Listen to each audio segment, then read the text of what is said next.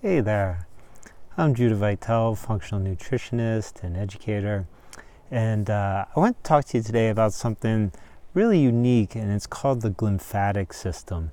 And this is the brain's waste clearance system and its non-waste transport system. And it's not super popular at this time, but in my research, I find it to be absolutely critical.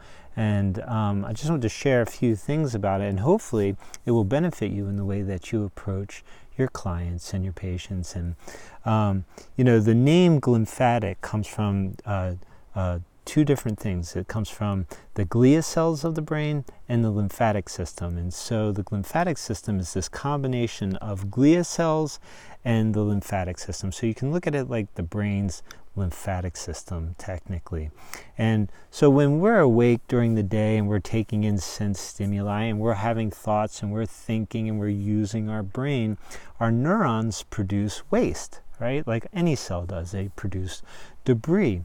And the cerebral spinal fluid flows through the brain and it picks up this waste. They're proteins, really, like alpha-synuclein and beta-amyloid and something else called TAU.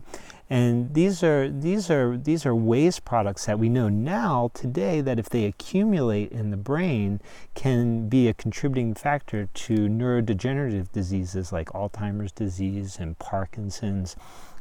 And so what the cerebral spinal fluid will do is it'll come in and it'll pick up these protein debris, and deliver it to the lymphatic system for clearance. Okay. Now this is crucial because when the brain does this, it cleans out the brain. You can look at it as like the cleaning person for the brain, right? So it's cleaning up all the damage done, all the debris from the day before, right? And it cleans that out, preventing it from building up. Okay. Now, what's really fascinating about this system is that it's only active when we're in deep restful sleep or post-exercise.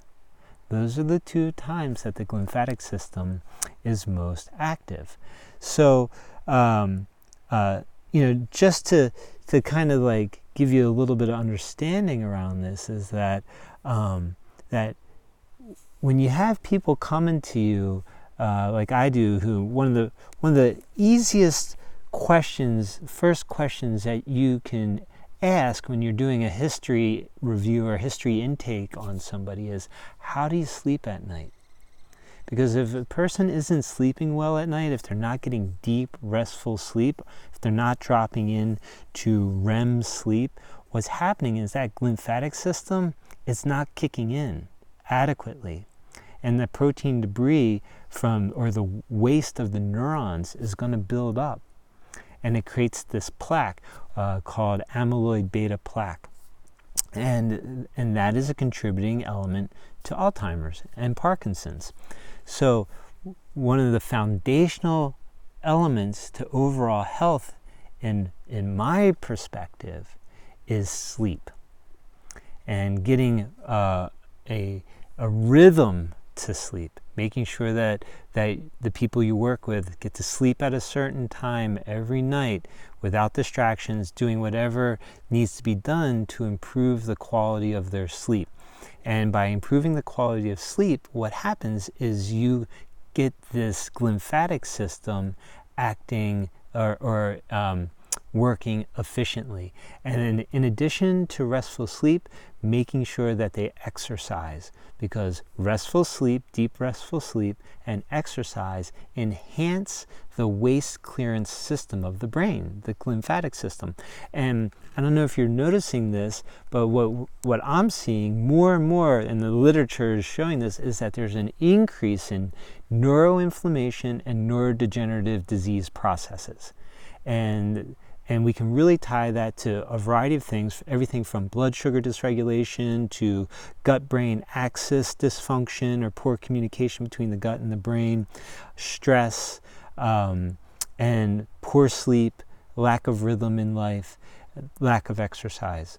So one of the best things you can do for your client, the health of your client's brain, as well as the health of their blood-brain barrier, which is composed of glia cells, and glia is Latin for glue, is to make sure that they get restful sleep and make sure they get adequate exercise. So if you have people that have trouble sleeping, some things that can work, that have been shown to work really well, are everything from your nervines before bed. So your weaker nervines would be things like skullcap and passion flower, and everything up to some stronger nervines like valerian and California poppy and hops start to calm that nervous system down. You can also use things like L-theanine, melatonin if necessary.